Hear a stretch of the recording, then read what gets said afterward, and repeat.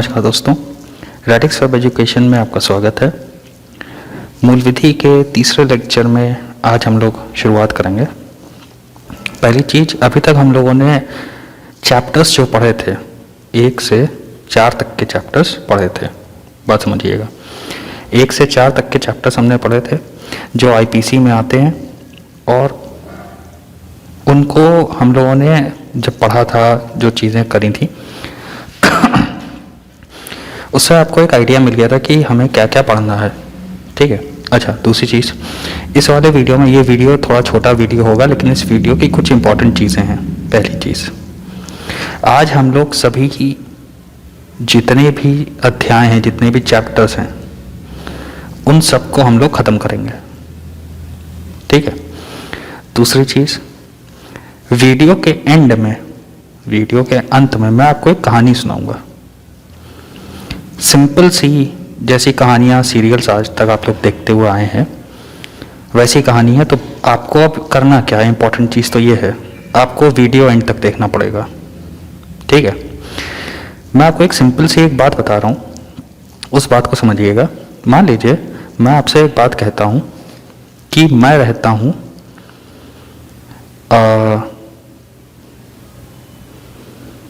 Golden tower, sector 64, flat number 102, ढूंढिए। अब इस एड्रेस के बल पर आप मुझे नहीं ढूंढ सकते। हिंदुस्तान में कम से कम नहीं तो 50 ऐसी बिल्डिंग होंगी जिनका नाम गोल्डन टावर होगा, 70 ऐसी जगह होंगी जहां सेक्टर 64 लगता होगा, और 102 फ्लैट नंबर की तो कोई लिमिट ही नहीं है। तो अगर आपको मुझ तक पहुंचना है तो आपको एरिया पता होना चाहिए। अब मैं यहाँ पर लिख दूँ नोएडा, तो आपका काम आसान हो गया। आप नोएडा में आकर के बड़े आराम से मुझे ढूंढ लेंगे। इन द सेम वे, अगर आपको चैप्टर पता है आईपीसी के,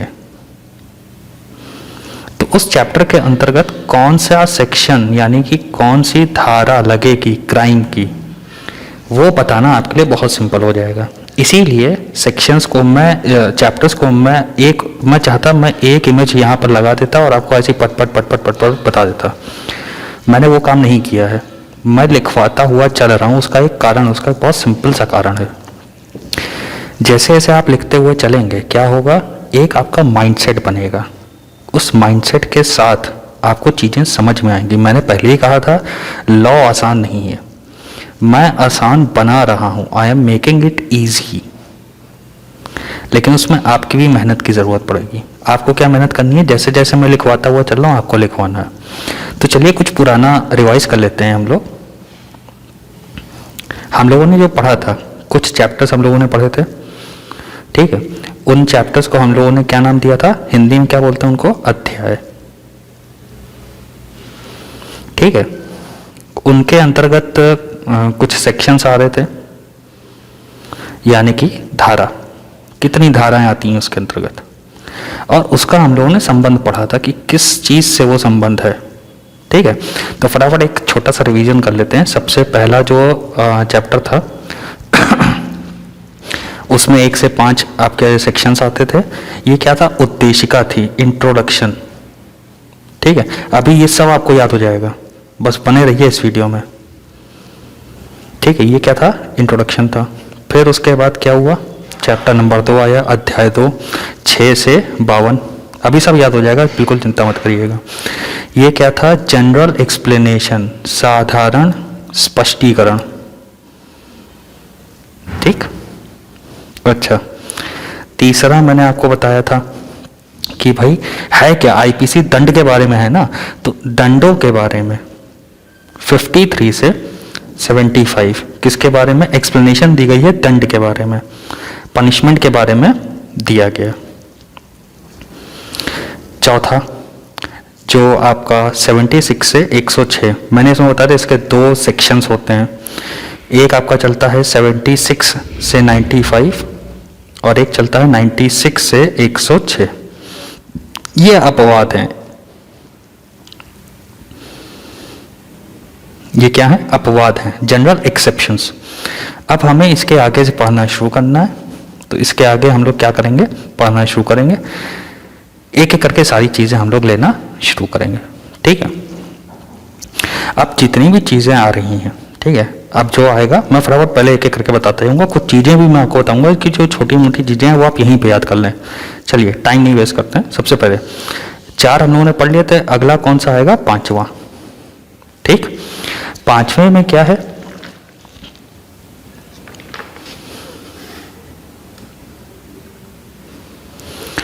पांचवां जो चैप्टर है उसमें सेक्शंस आते हैं आपके 107 से 120, ठीक। अब ये संबंधित किससे हैं? ठीक है, ये संबंधित है, अंग्रेजी में एक शब्द होता है अबेटमेंट, या हिंदी में इसको बोला जाएगा दुष्प्रेरण।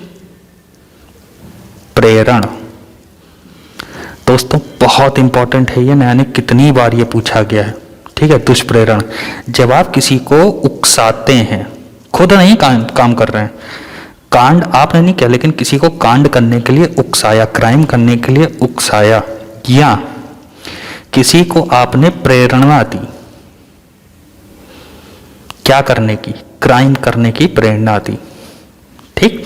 तो उसे हम लोग क्या कहते हैं? दुष्प्रेरणा कहते हैं। इसके संबंधित जो धाराएं वो कौन सी हैं? 107 से 120, अध्याय कौन सा है? 5वां, ठीक। अच्छा, इसके बाद हमारा आता है 6, नहीं 5 में ही एक सब सेक्शन है 5A। आई समझ में?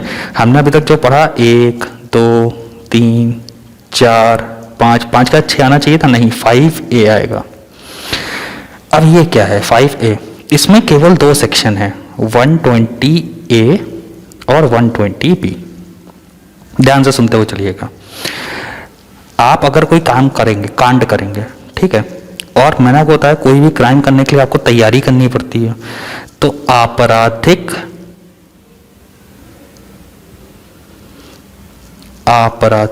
षड्यंत्र, आपराधिक षड्यंत्र आपका किसमें आता है? 5A में। सेक्शंस कौन कौन से हैं? 120A और 120B। इसको इंग्लिश में कहा जाएगा क्रिमिनल कॉन्स्पिरेसी, ठीक, ये आ जाएगा आपका क्रिमिनल कॉन्स्पिरेसी, ठीक है। उसके बाद आता है चैप्टर 6, ठीक। चैप्टर 6 में अब क्या आ जाएगा? भैया हमने कॉन्स्पिरेसी भी कर ली, अब क्या आ जाएगा चैप्टर 6 में? कॉन्स्पिरेसी करी। कई बार लोग क्या करते हैं, कॉन्स्पिरेसी के चक्कर में सरकार के खिलाफ चले जाते हैं। जोश ज्यादा चढ़ गया तो हम किसके खिलाफ चले गए? सरकार के खिलाफ। तब आता है सेक्शन 121 से 130, यानी कि राज्य, यहां बोले जाए तो सरकार, सरकार के विरुद्ध अपराध करना, ठीक है। Offences against the state. अब इसको कैसे याद रखा जाएगा? इसको ध्यान दीजिएगा। मान लीजिए क्रिकेट मैच चल रहा है, मान लीजिए क्या चल रहा है? Cricket match. किसी बैट्समैन ने या भारतीय बैट्समैन में, या जैसे मान लीजिए विराट कोहली ने क्या किया? एक छक्का मारा, ठीक है, बाउंड्री के बाहर बॉल गई, छक्का मारा, क्या होगा? पूरा देश, पूरा का पूरा देश क्या करेगा? ताली बजाएगा कि भैया बहुत अच्छा खेले हो, तुमने छक्का मारा।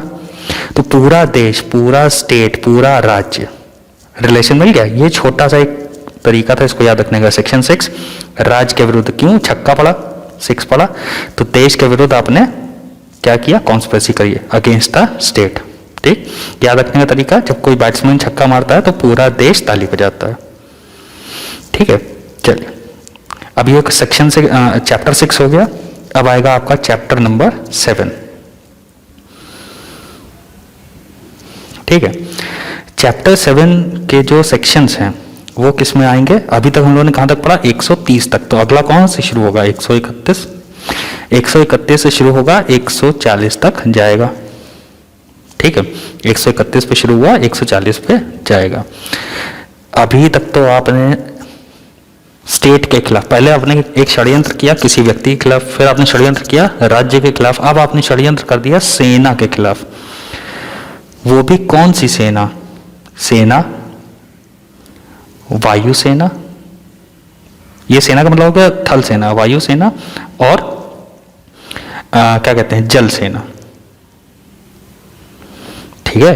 तो offences relating to army, air force and navy, इनसे संबंधित जितने भी अपराध होते हैं वो किस में आ जाएंगे? 7 में आ जाएंगे। ठीक, अब 7 के बाद आपका जो नेक्स्ट आता है वो कौन सा आएगा? 8, चैप्टर 8। अभी घबराइएगा नहीं, मैं आपको सब कुछ एक्सप्लेन कर दूंगा। एक बहुत सिंपल सी एक कहानी आपको बताऊंगा, आप खुद कहेंगे सर ये तो बहुत आसान हो गया। 141 से 160, भाई 140 तक यहाँ था तो यहाँ 141 से शुरू हुआ है। अब देखिए, कई बार आप लोगों ने सुना होगा 151 या 155 या 144। धारा 144 तो बहुत ही आम है। 4 लोगों से ज्यादा इकट्ठा नहीं हो सकते, या 4 लोग भी इकट्ठा नहीं हो सकते, या 5 लोगों से ज्यादा इकट्ठा नहीं हो सकते। क्यों नहीं हो सकते? सार्वजनिक जगह को गड़बड़ ना किया जाए। यानी कि ये जो सेक्शन है ये किससे संबंधित है? सार्वजनिक शांति से संबंधित। ठीक है, सेक्शन 155 ये चालान हो जाता है अगर 144 लगी हो, धारा 144। अभी मामला एक आया था, क्या कहते हैं, उसमें सुप्रीम कोर्ट के एक लॉयर हैं, उन्होंने 144 का और 155 का उल्लंघन किया था, तो उनके खिलाफ कोर्ट में अवमानना का नोटिस आ गया था।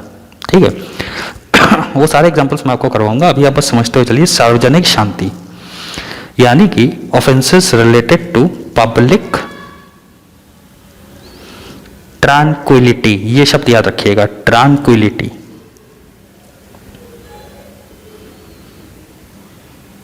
ठीक है, पब्लिक ट्रांक्विलिटी, सार्वजनिक शांति को भंग करना।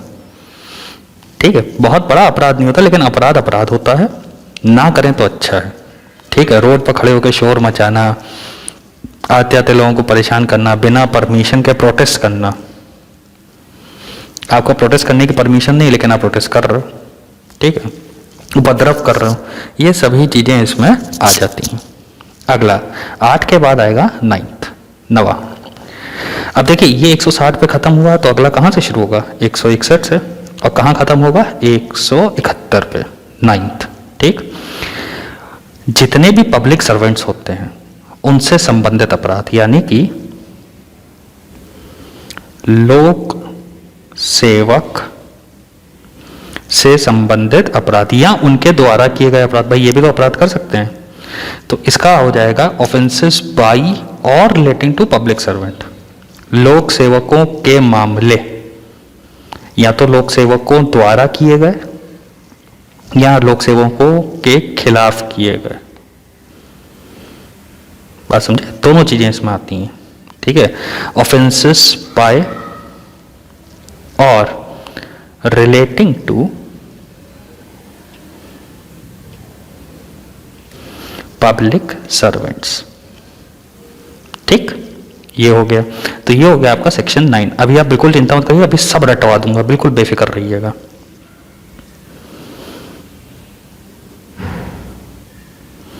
अभी क्लास में ही आप सब कुछ रट के जाएंगे। ठीक है, 9 के बाद क्या होता है? 9 के बाद एक आता है 9A, चैप्टर 9A। ये 171A से लेकर के 171I तक ये सेक्शंस हैं इसमें। देखिए, जो लोक सेवक होते हैं या जो पब्लिक सर्वेंट्स होते हैं, जो अधिकारी लोग होते हैं, उनकी ड्यूटी चुनाव में भी लगती है। तो चुनाव से संबंधित जितने भी अपराध होते हैं, आपने बूथ कैप्चरिंग कर ली, आपने वोट नहीं डालने दिया, या गलत भड़काया लोगों को कि इनको वोट मत दो, उनको वोट मत दो, इस तरीके से चुनाव से संबंधित जितने अपराध होते हैं, ऑफेंसेस रिलेटेड टू इलेक्शन। जो मेरे दोस्त गांव के होंगे वो लोग जानते होंगे प्रधानी के इलेक्शन में कितनी नौटंकियां होती हैं, उसी के बारे में है। ठीक है, चलिए अगला देखते हैं। तो 9 के बाद 9A और 9A के बाद 10। 172 से 190 बस सुनते हुए चलिएगा, और ये मैं आपको इसलिए बता रहा हूँ लिख करके, ताकि आप भी नोट करते हुए चलें, नोट करते रहिएगा, तभी आपको थोड़ा बहुत समझ में आएगा। वरना आप अगर ये सोचें कि हम बाद में कर लेंगे, बाद में कुछ नहीं हो पाएगा, ये मैं आपको अभी बता दूं। ठीक है, अच्छा 10 में आता है 172 से 190 तक के सेक्शन है। अगर कोई लोक सेवक आपको मना कर रहा है कोई काम करने के लिए, ठीक है, और आपने उसकी बात नहीं मानी, जैसे किसी अधिकारी ने कहा ये सड़क है, किसी अधिकारी ने कहा आप यहाँ पर खड़े हुए हैं, एक अधिकारी आता है और वो ये कहता है कि भैया ये रास्ता आप खाली करिए, यहाँ पर मत खड़े होइए। आपने बोला भाड़ में जाओ, नहीं करेंगे। मतलब आपने एक अधिकारी के ऑर्डर की अवमानना कर दी, कंटेम्प्ट कर दिया। ठीक है, आपने मूवीज में देखा होगा, जॉली एलएलबी वगैरह में देखा, कंटेंट ऑफ टू कोर्ट लगा देंगे, मतलब कोर्ट की अवमानना। तो लोक सेवक के विधि पूर्ण प्राधिकरण के विरुद्ध अवमानना। ठीक है, तो इसको मैं बोले दे रहा हूं, आप लोग नोट कर लीजिएगा। लोक सेवकों के विधि पूर्ण प्राधिकरण के विरुद्ध अवमानना, contempt of lawful authority of public servant. बस ये याद रखिएगा, कंटेम्प्ट का मामला इसमें आता है। ठीक, कोई अधिकारी आपको कह रहा है कि भाई यहां मत खड़े हो, वहां मत खड़े हो, ये मत करो, वो मत करो, और आप तब भी कर रहे हैं, तो उस प्रकार के सभी मामले इसी सेक्शन में आएंगे। 10 के बाद आएगा आपका 11। ठीक, 190 पे खत्म हुआ तो 191 से 229। ठीक, कोर्ट में मामला गया। अब आप अपने आप को बचाने के लिए मरता क्या ना करता, वही वाला हिसाब किताब। तो आपने कुछ झूठे साक्ष्य वहां पर प्रस्तुत कर दिए कि नहीं भाई ऐसा नहीं था, हम तो बहुत सीधे साधे आदमी हैं। तो आपके ऊपर जो केस बनेगा वो सेक्शन चैप्टर 11 के अंतर्गत बनेगा, 191 से 229 के बीच में, यानी कि झूठा साक्ष्य देने के अगेंस्ट में। आपने झूठा साक्ष्य दिया, और झूठा साक्ष्य देने के ऊपर जो क्राइम होगा वो किसमें दिया जाएगा? चैप्टर 11 में, यानी कि फॉल्स एविडेंस। ठीक, अच्छा चलिए, इसके बाद 11 के बाद आएगा 12।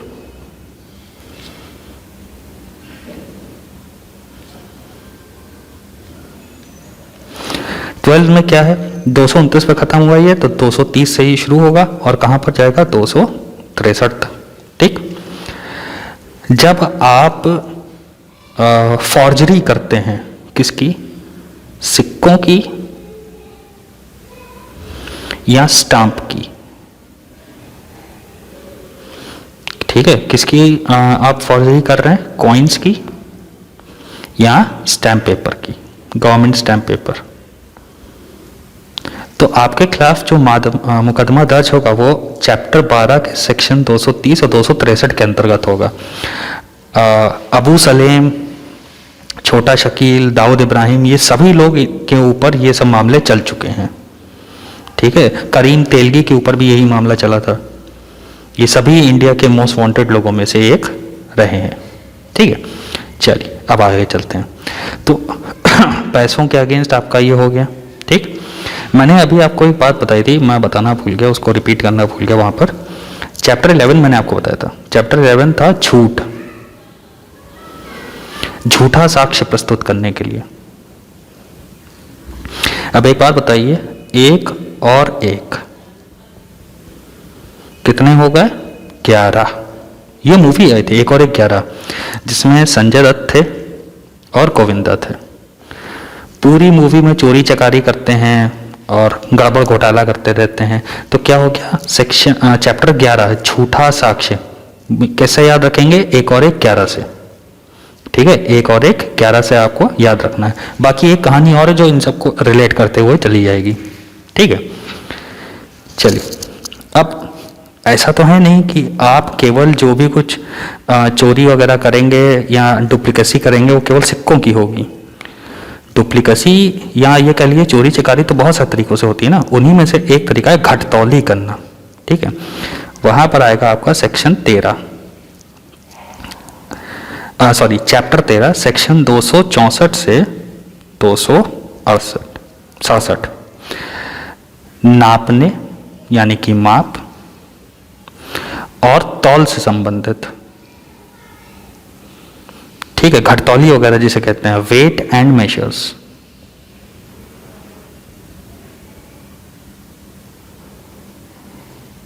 तो वेट एंड मेजर्स। ठीक, सेक्शन 13।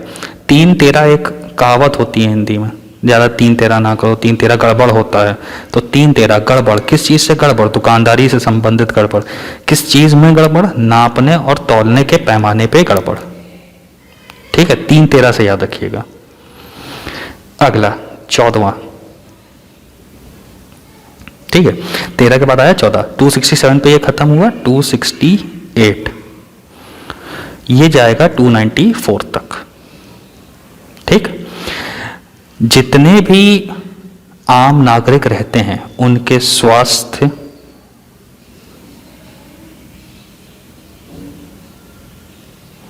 यानी कि हेल्थ, सुरक्षा यानी कि सेफ्टी,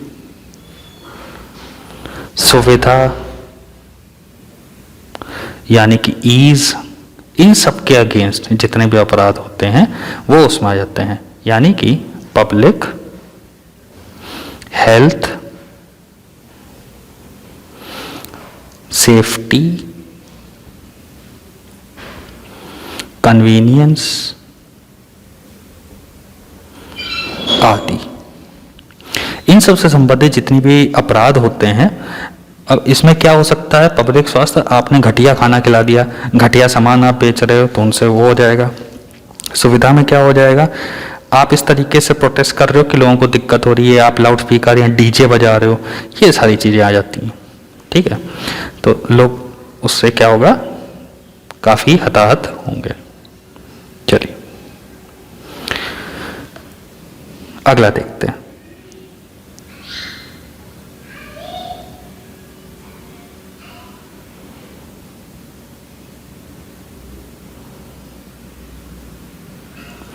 चलिए, तो ये लोगों के स्वास्थ्य के खिलाफ हो गया। अब इसके बाद कौन सा आ जाएगा, 15 नंबर। 15 में क्या आ जाएगा, देखिए 14 में लोगों के स्वास्थ्य के बारे में बात की गई, स्वास्थ्य के बाद 294 पे वो खत्म हुआ, तो अब जो शुरू होगा वो किस पे शुरू होगा, 295 पे।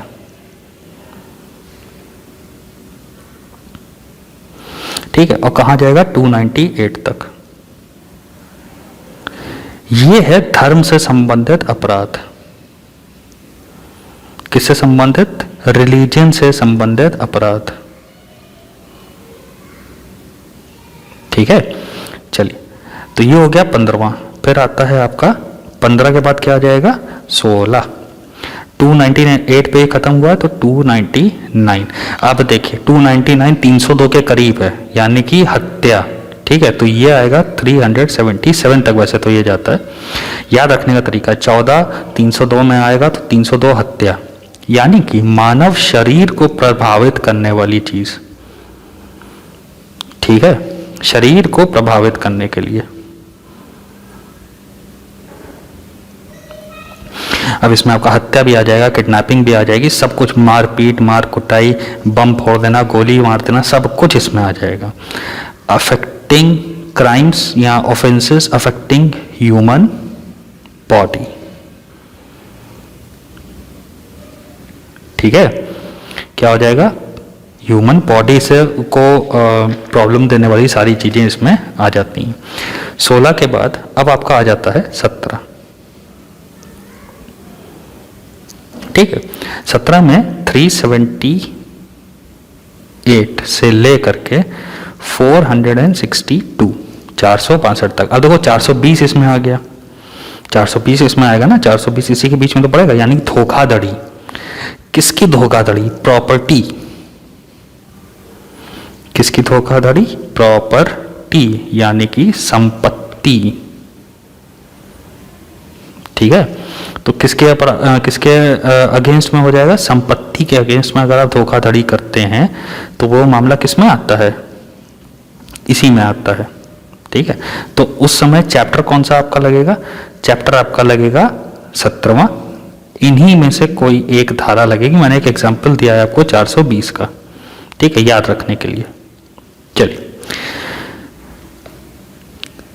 ठीक है, तो ये आपका हो गया 15, 16 और 17।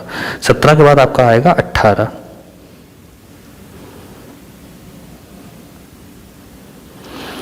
अभी हम लोग प्रॉपर्टी की बात कर रहे हैं, डॉक्यूमेंट्स में भी तो ये हो सकता है। तो 463 से लेकर के 489 ई तक, 489 ई तक, ये किसमें आ जाएंगे, डॉक्यूमेंट। ठीक है, डॉक्यूमेंट के अलावा एक होता है प्रॉपर्टी मार्क।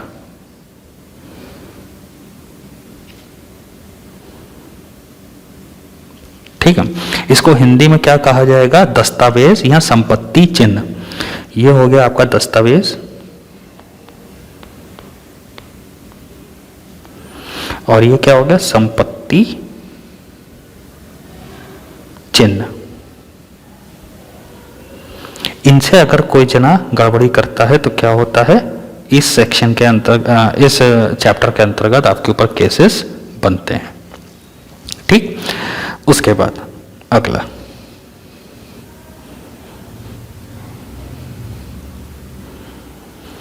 देखिए, अभी हम लोगों ने किस किस के बारे में पढ़ा? डॉक्यूमेंट्स के बारे में पढ़ा, प्रॉपर्टी के बारे में पढ़ा। ठीक है, कई बार ऐसा होता है कॉन्ट्रैक्ट किया जाता है।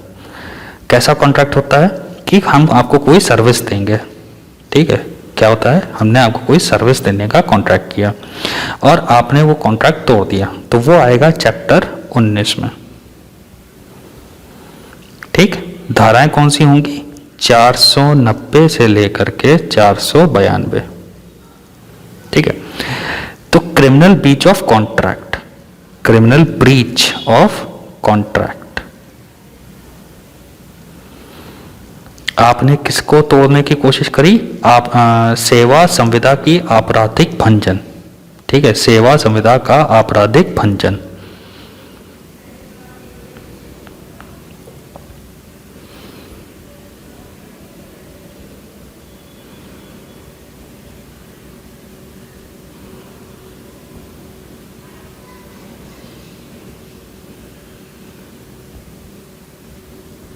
ये सेवा संविदा का आपराधिक भंजन यानी कि ब्रीच ऑफ सर्विस। ठीक, offences relating to criminal breach of contract of service. ठीक है, उसके बाद 19 के बाद आपका आ जाएगा 20। ठीक है, 20।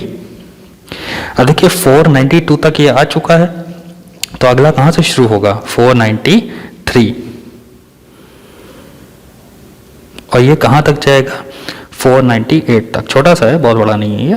ठीक है, 20 तक हम लोग पहुंच ही चुके हैं। ठीक है, 498 तक ये जाएगा। शादी से संबंधित, किससे संबंधित? शादी से संबंधित सारे क्राइम, विवाह से संबंधित अपराध। ठीक है, चलिए। अच्छा, अब ये भाई विवाह से संबंधित भी अपराध होगा, तो इसके बाद जो आएगा वो आएगा 20A, चैप्टर 20A। अभी जो शादी संबंधित जो अपराध था वो 20 में आते हैं, लेकिन 20A में सिर्फ एक सेक्शन है 498A, सिर्फ एक सेक्शन है इसमें, और कोई सेक्शन नहीं है। यदि पति या पति के रिश्तेदार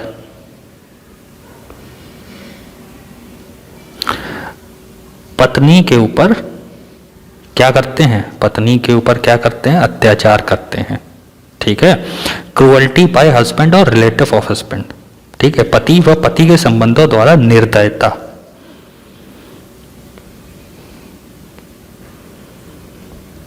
ठीक, तो इससे संबंधित जो घरेलू हिंसा वगैरह जो होती है वो इसी में आती है। चैप्टर कौन सा? 20A, सेक्शन कौन सा? 498A। तो यदि आप पुरुष हैं और आपकी शादी हुई है और आप अपनी पत्नी के ऊपर किसी प्रकार की निर्दयता दिखाते हैं, या आप नहीं दिखाते हैं, आपका फैमिली मेंबर कोई दिखाता है, तो किस चैप्टर के अंतर्गत आपको धरा जाएगा?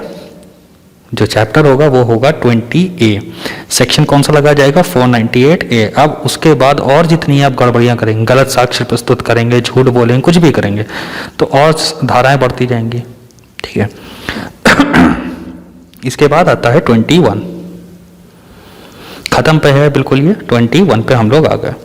499 से लेके 502। ठीक है, आईपीसी सेक्शन 499 और आईपीसी सेक्शन 502 डिफेमेशन यानी कि मानहानि से संबंधित।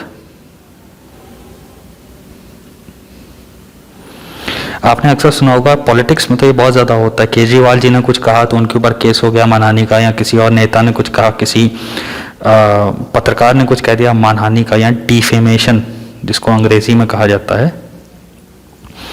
इससे संबंधित जितने भी मुद्दे होते हैं, जितने भी अपराध होते हैं, वो चैप्टर 21 सेक्शन 499, 500, 501 और 502 के अंतर्गत आते हैं। ठीक है, तो ये 21 हो गया। 22 किस में आएगा?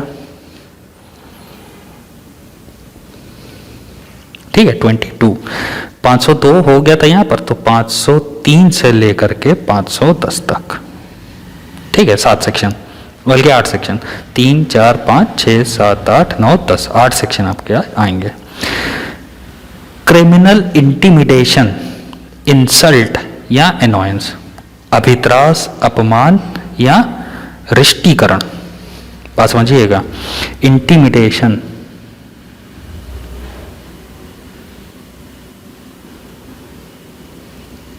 इंटिमिडेशन, इंसल्ट, ये इंसल्ट इससे अलग है, अभी बता रहा हूं कैसे। इंसल्ट, एनॉयंस, ठीक है, इसको हिंदी में मैं लिखे दे रहा हूं, अभित्रास,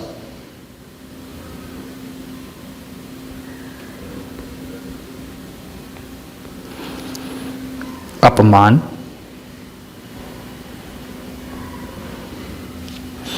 या रिष्टीकरण।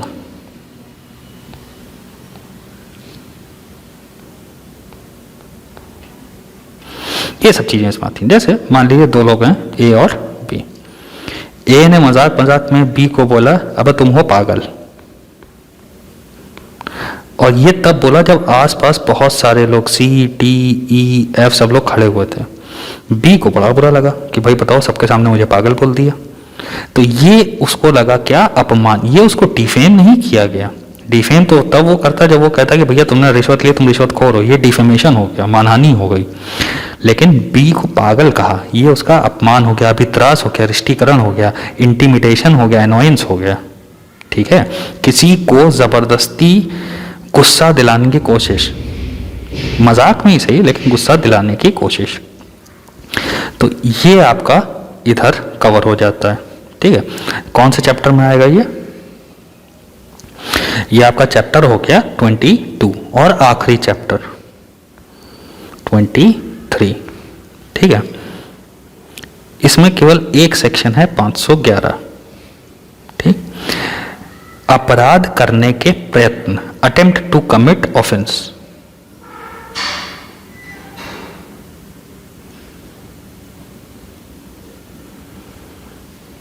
ठीक है, अपराध करने का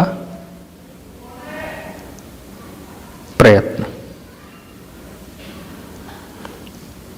ठीक है, यहां पर ये आपके 23 के 23 चैप्टर्स खत्म हो जाते हैं।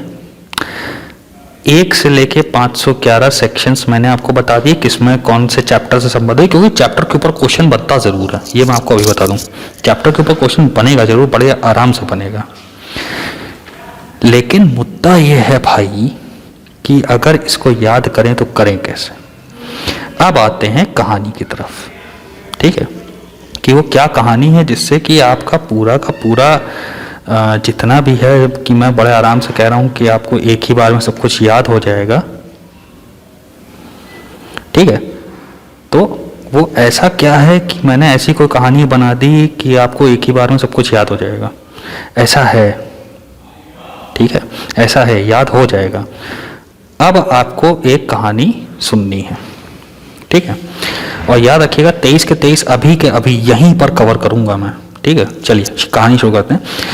कोर्ट में पहले एक इंट्रोडक्शन सुन लीजिए कहानी का, क्या है ये कहानी के बारे में। आपने पुराने ज़माने की फिल्में या आज के ज़माने के जो डेली सोप नहीं होते हैं, ये रिश्ता क्या कहलाता है टाइप के, ठीक है, उसमें क्या होता है, एक पति है, एक पत्नी है। ठीक, पति पत्नी। अब पति के कुछ माता पिता होंगे, कुछ क्या मतलब एक माता एक पिता होंगे। ठीक है, तो ये जो माता पिता हैं, ये इस लड़की के क्या हो गए, सास ससुर। ये क्या हो गए, सास और ससुर। अब यह पूरी दुनिया जानती है कि सास की बहू से नहीं बनती, बहू की सास से नहीं बनती। जेठानी की नंद से नहीं बनती, एंड वाइस वर्सा, नंद की जेठानी से नहीं बनती। तो हुआ क्या, एक मामला कोर्ट में आया। तो सबसे पहले जज ने पूछा कि भैया क्या मामला है क्या, ठीक है। जज ने क्या पूछा, मामला क्या है। तो ये हो गया चैप्टर 1 इंट्रोडक्शन, यानी कि उद्देशिका। ध्यान से सुनते हुए चलिए, अभी सारे के सारे 23 के 23 लिखवाऊंगा यहीं पर। तो ये हुआ कि भाई मामला क्या है। उन्होंने कहा कि भाई सर मामला ऐसा ऐसा है, ये दोनों लोग शादीशुदा हैं, अब ये लोग ऐसे ऐसे आपके पास आए हैं। तो वो बोले कि अच्छा ये दोनों आपके पास आए हैं, मेरे पास आए, तो मैं ज़रूर इनका कुछ ना कुछ भला करूँगा, और आप बताइए क्या है कैसे क्या है। तो उन्होंने एक इंट्रोडक्शन दिया सिंपल सा कि भाई इन दोनों की क्या हुई थी, शादी हुई थी। एक कहानी समझते हुए चलिएगा। अब एक सीधी सी बात होती है कि अगर आप अगर आपने कभी अटेंड करी हो, पंडित जी शादी के नियम गिनाते हैं, कसमें उसमें खिलाई जाती हैं, ठीक है। तो दूसरा नंबर क्या हो गया, उन शादी की कसमों का, यानी कि नियमों का, यानी कि स्पेसिफिकेशंस, जनरल एक्सप्लेनेशन, शादी होती क्या है ये बताएंगे ना पंडित जी, शादी होती क्या है, व्हाट इज मैरिज। तो जनरल स्पेसिफिकेशंस, जनरल एक्सप्लेनेशंस आ गए, ठीक है। अब उसमें कहा जाता है, मैं आपको बता दूं, एक जैसे जो 7 कस्में होती हैं, कस्में वादे नहीं पाएंगे हम, 7 कस्में जो होती हैं उनमें एक कसम ये होती है कि पत्नी जो है या पति दोनों ही, वो किसी दूसरे की तारीफ नहीं करेंगे तब तक जब तक वो व्यक्ति या वो लड़का या लड़की शादी के जोड़े में ना हो। मतलब किसी दूसरे दूल्हा या दुल्हन की तो तारीफ कर सकते हैं, उसके अलावा आप किसी की तारीफ नहीं करेंगे, क्योंकि मतलब पत्नी ने करी पति को बुरा लग सकता है, पति ने करी पत्नी को बुरा लग सकता है। तो ये सब चीज़ें बताई जा रही थी, ठीक है, ये सब चीज़ें बताई जा रही। तो यही सब शादी के नियम थे। अब नियम आए हैं तो किस हिसाब से आए हैं कि अगर आप शादी के इन नियमों को नहीं मानेंगे तो क्या होगा, आपको भुगतना पड़ेगा, शादी ठीक से नहीं चलेगी, यानी कि दंड। फिर पंडित जी कहते हैं नहीं नहीं, एक अपवाद भी है। क्या है, एक अपवाद भी है। आप तारीफ कर सकते हो दूसरे की, ऐसा नहीं है, आप दूसरों की तारीफ कर सकते हो, लेकिन कब, जब आप उनकी शादी में गए हो। ऐसा नहीं कि किसी हीरोइन का अच्छा सा सीन देख लिया तो बस हाँ वही हीरोइन सबसे अच्छी है, बाकी पूरी दुनिया बेकार है, ऐसा नहीं कर सकते, ठीक है। अच्छा, अब ये अपवाद हो गए। हुआ क्या भाई, शादी हो गई, ये सब नियम चल रहे थे, पंडित जी ने शादी करवा दी। अब जब शादी करवा दी तो क्या हुआ, मैंने आपको बताया सबसे बड़ा लफड़ा किसका, सास और बहू का। बहू आई, बहू मॉडर्न जमाने की पढ़ी लिखी बहू, वो अपने हिसाब से सब कुछ चलाने लगी। सास को बड़ा बुरा लगा। सास की कुछ सहेलियां थीं या सास के कुछ जानकार थे, उन्होंने क्या किया, सास को भड़काना शुरू किया, ठीक है। क्या करना शुरू किया, भड़काना शुरू किया, यानी कि क्या किया, दुष्प्रेरण किया, भड़काया उसे, किसको, सास को, कि भैया तुम्हारी बहू ऐसी है, तुम्हारे बेटे को अपनी तरफ कर लेगी, तुम्हें घर से निकाल देगी, तुम समझो, तुम समझती नहीं हो, तुम बहुत सीधी सादी हो, ये वो फलाना ढिमकाना, ऐसे करके भड़काया। सास भड़क गई। उसने क्या किया, भड़की तो भड़की, उसने क्या किया, उसको एक बात समझ में आई कि अगर मुझे इसको हटाना है तो मैं ऐसे नहीं हटा सकती, क्योंकि मेरा बेटे का मामला है। तो उसने क्या किया, उसने षड्यंत्र किया, ठीक है। उसने क्या किया, उसने षड्यंत्र किया, किसके खिलाफ, बहू के खिलाफ। और षड्यंत्र में उसने ये हिसाब किताब लगाया कि कुछ भी करके मुझे इसको अपने बेटे की नजरों से गिराना है। तो आपका क्या आ गया, 5A, ठीक, षड्यंत्र, ठीक। तो षड्यंत्र किया, क्या षड्यंत्र किया कि ये जो बहू है ये हमारे घर खानदान के खिलाफ एक्टिंग कर रही है, और ऐसा नहीं वैसा नहीं, ऐसा करती है वैसा करती है, खूब अपने जो है सब कुछ हुआ। अब क्या हुआ, लड़ाइयाँ हुई, झगड़े हुए। झगड़े के बाद क्या हुआ, मामला ये हो गया कि यदि आप किसी का पक्ष लेते हैं या किसी के अगेंस्ट जाते हैं तो उसका एक वैलिड रीज़न होना चाहिए। तो सास ने कहा कि ये जो बहू है ये हमारे घर की मर्यादा के खिलाफ है, इसकी सारी हरकतें हमारे घर की मर्यादा के खिलाफ है। यानी कि अगर आपको याद हो सेक्शन 6 क्या था, राज्य के विरुद्ध षड्यंत्र। तो उसने घर का हवाला दिया, राज्य का। अब किसी के लिए उसका घर ही राज्य होता है अगर देखा जाए तो, ठीक है। तो उसने घर का हवाला दिया कि भैया एक काम करो, ये जो है इसके ऊपर चोरी वोरी का आरोप लगा दो। इसने बोला देखो हमारे घर की इज्जत दांव पे लगा दी, या कोई गहने चुरा के डाल दिया, फिर बोला हमारे घर की इज्जत दांव पे लगा दी, खानदानी गहने चुरा लिए, समथिंग लाइक दैट, ये किया गया। और जब चोरी का मामला होगा तो पुलिस आएगी। पुलिस का मतलब क्या हुआ, याद रखिएगा एक एक चीज। चोरी का आरोप लगाया तो क्या हुआ, पुलिस आई। पुलिस यानी कि अब यहां पर हम लोग किससे रिलेट करेंगे, आर्मी, नेवी और एयरफोर्स से संबंधित जो मुकदमे होते हैं, ठीक है। तो अब पुलिस आई, ठीक। अब क्या हुआ, पुलिस आई। पुलिस ने भैया सब देखा दूखा, तो बहू रोक आ रही थी कि भैया हमने ऐसा नहीं किया, ऐसा नहीं है और हमें छोड़ दो। और सास कहती थी नहीं नहीं सब कुछ इसी का किया था रहा है। इससे क्या हुआ, वहाँ बहुत अशांति का माहौल फैल गया, यानी कि आसपास की भी शांति भंग हुई, ठीक। यानी कि पब्लिक ट्रांक्विलिटी, सार्वजनिक शांति के विरुद्ध। याद आया, ये हो गया आपका 8वां, ठीक। उसके बाद उनको जो है लोक सेवक के सामने पेश किया गया। किसको, बहू को, जज के सामने। भाई जब केस बनेगा तो जज के पास जाना पड़ेगा ना, तो किसके सामने पेश किया गया, जज के सामने। तो लोक सेवक या उनसे संबंधित अपराध, ठीक है, लोक सेवक या उनसे संबंधित अपराध। तो उस क्या नाम है, बहू को जो है जज के सामने पेश किया गया। जज के सामने पेश हुआ, जज ने बोला कि आज इस केस की सुनवाई नहीं होगी, सुनवाई इसकी कल होगी या अगली डेट पर होगी। क्यों, क्योंकि आज कचहरी में इलेक्शन चल रहा है। आपने सुना होगा बार काउंसिल के इलेक्शंस चलते हैं, सभी कचहरियों में होता है, मैं आपको बता दूं।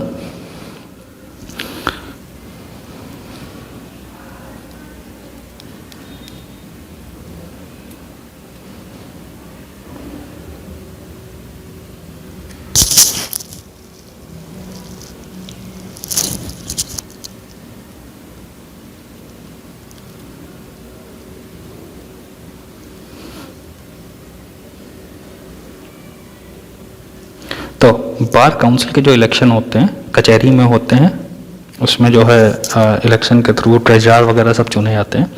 तो जज ने बोला कि भैया आज इस केस की सुनवाई नहीं हो पाएगी, केस हमने एक्सेप्ट कर लिया है। क्यों नहीं हो पाएगी, क्योंकि आज इलेक्शन है, यानी कि चुनाव से संबंधित जितने भी कांड होते हैं वो किस में आ गए, 10 में आ गए। ये बस उंगलियों पे आप गिनते हुए चलिए, आपको सब याद रहेगा इसके बाद, ठीक है। अब उसके बाद क्या हुआ, सॉरी 10 में आ गए, ये कह रहा हूँ मैं, ये हो गया 9A में, ठीक है। उसके बाद ये हुआ कि भाई बहू ने वहीं पर रोना गाना शुरू कर दिया कि नहीं जज साहब आप अभी सुनवाई करिए, मैं बिल्कुल बेगुनाह हूँ। जज ने बोला ऐसा शांत बैठो थोड़ी देर, हम सुनवाई करेंगे, आज नहीं करेंगे, हम करेंगे सुनवाई। बहू नहीं मानी तो उसके ऊपर क्या हो गया, अवमानना, कंटेम्प्ट, कि भैया ऐसा है, इन्होंने चोरी करी है या नहीं करी है तो हम बाद में देखेंगे, पहले तो इनके ऊपर कंटेम्प्ट का चार्ज लगाओ कि ये जज की बात को नहीं मान रही हैं, ठीक है। चलो भैया जैसे तैसे अगली डेट आई। अगली डेट आई तो सास निकली चालाक, उसने झूठे साक्ष्य पेश करने शुरू कर दिया। झूठे साक्ष्य,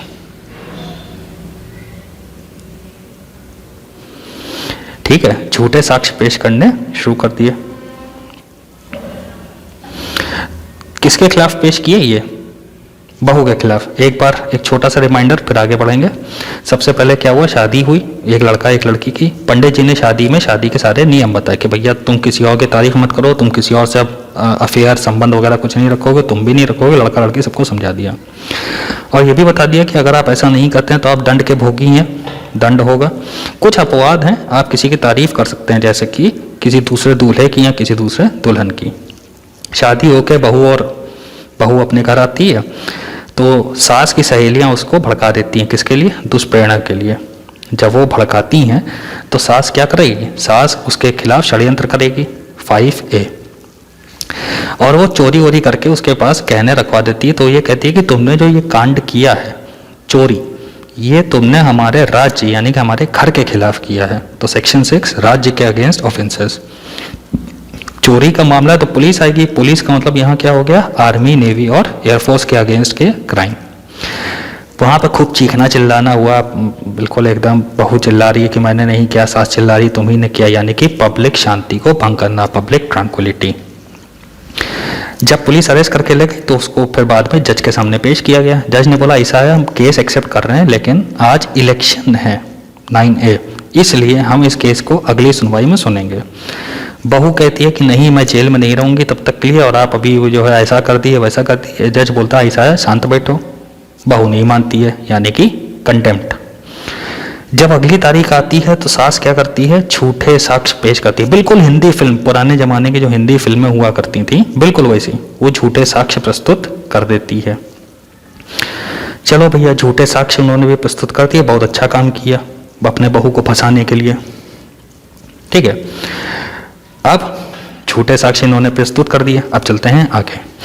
जब झूठे साक्ष्य इन्होंने प्रस्तुत किए तो झूठे साक्ष्य फ्री में तो मिलेंगे नहीं, उसके लिए बहुत पैसा खर्च होगा, गवाहों को पैसे दिए जाएंगे ना, यानी कि स्टैम्प पेपर और सिक्कों के अगेंस्ट के जितने ऑफेंसेस होंगे वो किस में आ गए, 12 में।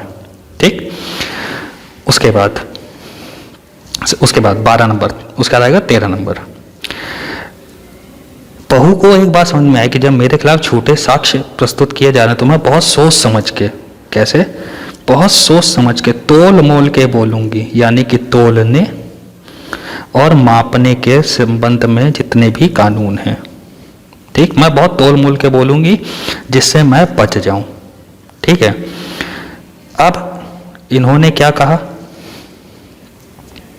सास के ऊपर जब बात आई, क्या बात आई कि भाई ये तो जिस हिसाब से बहू आंसर दे रही है, हमें तो नहीं लगता कि इसने कोई चोरी वोरी करी होगी, और आपने जो इल्ज़ाम लगाया वो तो गलत है। कैसा है ये जो आपने आरोप लगाया है, जिस हिसाब से वो बेचारी आंसर दे रही है वो सारे के सारे कैसे हैं? आपकी बातें और बहू की बातों के हिसाब से हमें बहू की बात समझ में आ रही है, आपने अनैतिक कृत्य किया है। ठीक है, नैतिकता आदि से संबंधित, ठीक है, आप अनैतिक बात कर रही हैं। ठीक है, और आपने जिस वजह से जो झूठा इल्जाम लगा के बहू को जेल में रखा, उस वजह से उस बहू की या उस पत्नी की स्वास्थ्य में काफी गिरावट आई।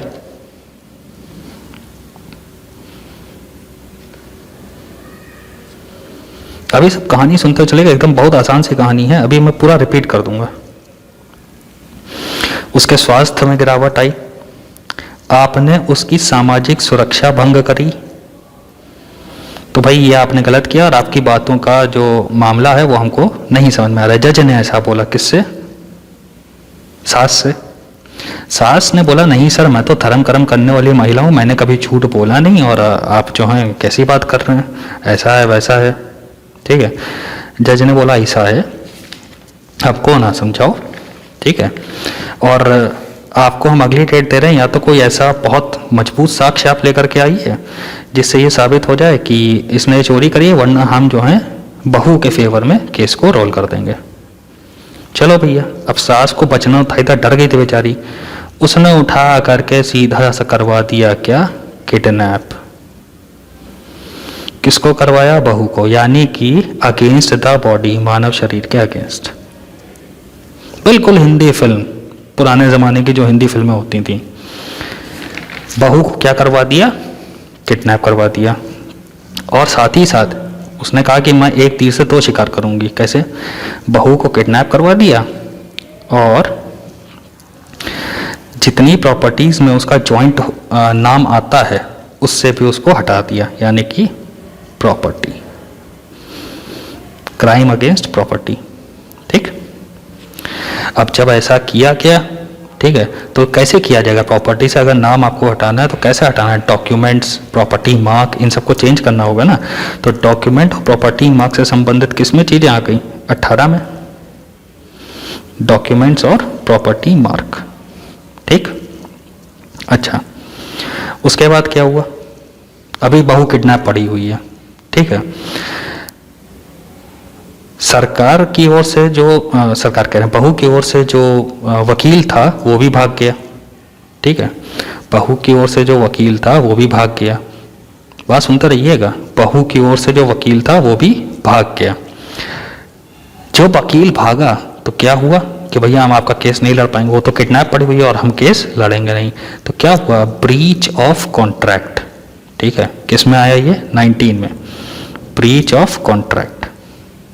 चलो 19 भी हो गया। अब बहू जैसे तैसे अपने आप को छुड़ा छुड़ू क्या होता है, पुराने फिल्मों में हो जाता है, ठीक है। वो छुड़ा छुड़ू की आई, जैसे तैसे वो पहुंची किसके सामने? जज के सामने। बोली ऐसा है, ये सब कुछ मेरी शादी को तोड़वाने के लिए किया गया, यानी कि मैरिज। और उसने आकर के सारे साक्ष्य बता दिए कि पति के रिश्तेदारों द्वारा, बहुत ध्यान से सुनिएगा, पति के रिश्तेदारों द्वारा मेरे साथ ऐसा ऐसा किया गया। तो पति है, पति के रिश्तेदारों द्वारा 20A हो गया, ठीक है। और इन्होंने मुझे बदनाम करने की कोशिश की है। बस मामला कोर्ट तक आ गया तो ये घबरा गई हैं, यानी कि इन्होंने क्या करने की कोशिश की है? डिफेम करने की कोशिश की है। 21 डिफेम, डिफेमेशन, ठीक। अच्छा भैया, जज ने बोला ऐसा है, कांड तुमने कर दिया और अब तुम झेलो। अब क्या होगा? तुमको होगी सजा, तुमको होगी सजा। सजा किसको हुई? सास को। और बहू और पति अपने खुशी खुशी रहने लगे, ठीक। बस ये 21 तक था। 22 में आपका आ जाता है क्रिमिनल इंटिमिटेशन, ये आपको याद रखना पड़ेगा। और 23 महा सिंपल है, क्योंकि इसमें एक ही धारा आती है 511, यानी कि अटेम्प्ट टू कमिट ऑफेंस, अपराध करने का प्रयत्न, ठीक है। ये दो चीजें आपको बस एडिशनल याद रखनी है। मैं कहानी दोबारा सुनाई दे रहा हूं, ध्यान से सुन लीजिएगा, क्योंकि इसी में आपका भला है। पहले शादी हुई, बहुत स्पीड में मैं एकदम रिवाइज करवाऊंगा। पहले शादी हुई, शादी में पंडित जी ने शादी के नियम बताए, शादी के नियम ना मानने पर क्या क्या सजा मिल सकती है, कैसे कैसे पाप उनको, मतलब वो होता है स्वर्ग और नर्क, नर्क में जाने पर ऐसे ऐसे दंड मिलेगा।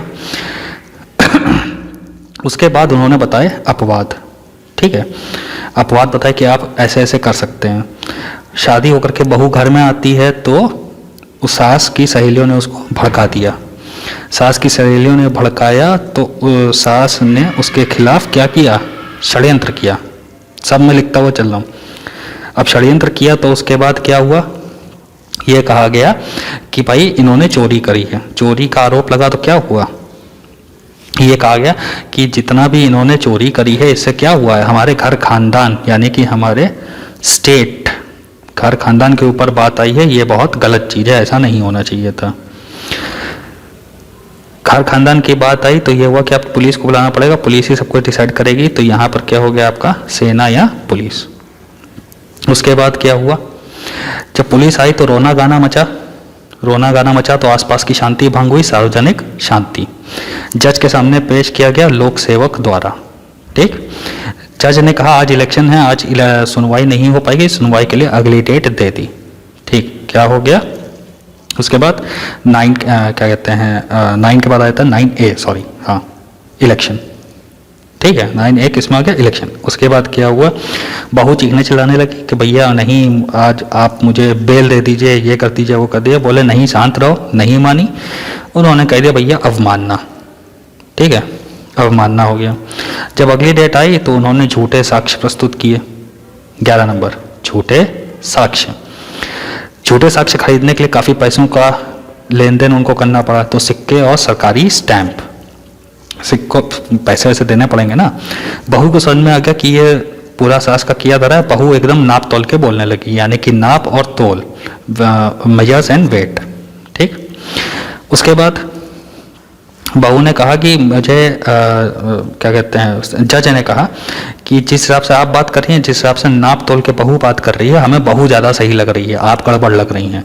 और अगर ये है तो आपने उसकी सुरक्षा, स्वास्थ्य सुविधा सबके अगेंस्ट काम किया है, अनैतिक काम किया है। कैसा काम किया है? अनैतिक काम किया है। तो बोले कि नहीं, मैं तो बहुत धर्म कर्म करने वाली महिला हूँ, यानी कि धर्म के खिलाफ, मैं बहुत धर्म कर्म करने वाली महिला हूँ, मैं ऐसा नहीं कर सकती। जज ने बोला अगली बार कोई ठोस सबूत लाइए, वरना केस बहू के फेवर में डाल दिया जाएगा। अच्छा भैया, जब अगली बार की बारी आई तो बहू का किडनैप करवा लिया गया, मानव शरीर को प्रभावित करने के अपराध। चलो भैया, बहू को किडनैप करवा लिया गया। जब बहू को किडनैप करवाया गया तो ये भी कहा गया साथ में कि इसको प्रॉपर्टी से निकाल दो। तो ऑफेंसेस अगेंस्ट प्रॉपर्टी, ठीक। निकाला जाएगा, कैसे निकाला जाएगा? किसी डॉक्यूमेंट से नाम हटा के प्रॉपर्टी मार्क हटा करके, यानी कि डॉक्यूमेंट और प्रॉपर्टी मार्क हो गए 18। जो उसका वकील था उसको भी भगा दिया गया या उसको भी किडनैप कर लिया गया, ठीक है। तो वो जब कोर्ट में हाजिर नहीं हो पाया तो क्या माना गया? क्रिमिनल ब्रीच ऑफ कॉन्ट्रैक्ट, कि आप उनका केस लड़ रहे थे और आप बीच में उनका केस छोड़ करके जा रहे हैं, क्यों ऐसा क्या है नहीं समझ में आया। जैसे तैसे बहू छूट छाट के आती है, वो बताती है कि मुझे किडनैप किया गया था और ये सब कुछ मेरी शादी तोड़वाने के लिए किया गया है। तो 20 number offences relating to marriage, और ये पूरा काम मेरी सास द्वारा किया गया था, यानी कि 20A, पति के रिश्तेदार या पति द्वारा क्रूअल्टी, यानी कि निर्दयता। अच्छा भैया, केस की सुनवाई हुई, सब कुछ हो गया। ये हुआ कि आपने डिफेम करने की कोशिश की है। क्या करने की कोशिश की है? डिफेम। किसको? बहू को। तो सास के अगेंस्ट ये मुकदमा चला गया, सास हार गई, उनको हो गई जेल। उसके बाद आपका बचता है 22 नंबर। 22 में आ जाएगा क्रिमिनल इंटिमिडेशन, 500, 300, 510। और फिर आता है 23 नंबर, आखिरी chapter, 511 section, attempt to commit offence, अपराध करने का प्रयत्न। एक कहानी, वो भी कोई ऐसी टेक्निकल कहानी नहीं है ये कि आपको इसको समझने के लिए बहुत ज़्यादा बुद्धि लगानी पड़े। पुराने ज़माने की जो फिल्में होती थी, शादी हुई, फिर बहू के खिलाफ आरोप लगाया गया, कोर्ट में पेश किया गया, मैं आपको गारंटी दे रहा हूँ, अगर आप इस कहानी को सिर्फ 10 बार दोहरा लें और 10 बार कॉपी पर लिख लें तो आपको 23 के 23 आपको याद हो जाएंगे, ये मेरी गारंटी है। और ऐसे याद होंगे कि आप लाइफ में दोबारा कभी नहीं भूलेंगे। तो चलिए, अब हम लोग जो नेक्स्ट वीडियो हमारी शुरुआत होगी उसमें आईपीसी के सेक्शंस लेकर के चलेंगे। जैसे अभी तक हमने जो भी कुछ डिस्कस किया वो चैप्टर में डिस्कस किया है। जैसे 1 में जो है 1 से 5, चैप्टर 1 में 1 से 5 सेक्शन आते हैं। अब सेक्शन 1 में क्या है, सेक्शन 2 में क्या है, सेक्शन 5 में क्या है, ऐसे करके दूसरे में 6 से 52 आते हैं। तो ये क्या है, कैसे है, ये सब कुछ आपको बताया जाएगा। ठीक है, चलिए, जब तक के लिए धन्यवाद। उम्मीद है आज का सेशन आपको समझ में आया होगा। आज के लिए बस इतना ही। मिलते हैं अगले टॉपिक पर, अगले पॉइंट पर, जहां पर हम लोग बात करेंगे सेक्शंस की। हो सकता है उससे पहले मैं एक टेस्ट भी ले लूं। ये टेस्ट आपका इन्हीं चैप्टर्स के ऊपर आधारित होगा। देखते हैं आपने कितनी पढ़ाई करी है। दोनों चीज़ें हो सकती हैं, या तो सेक्शन शुरुआत करेंगे या हम लोग टेस्ट लेंगे। ठीक है, तो ऐसा करते हुए हम लोग आगे बढ़ेंगे। ठीक है, तो मिलते हैं अगली क्लास में। Thank you, bye.